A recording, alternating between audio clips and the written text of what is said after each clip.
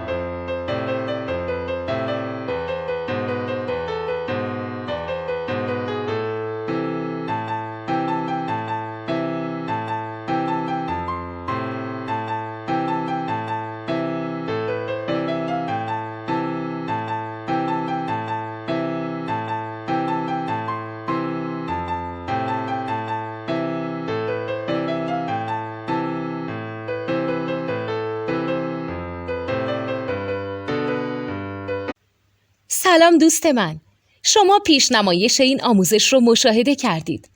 برای دیدن آموزش به صورت کامل میتونید به وبسایت نوت2 که مرجع آموزش موسیقی هست مراجعه کنید.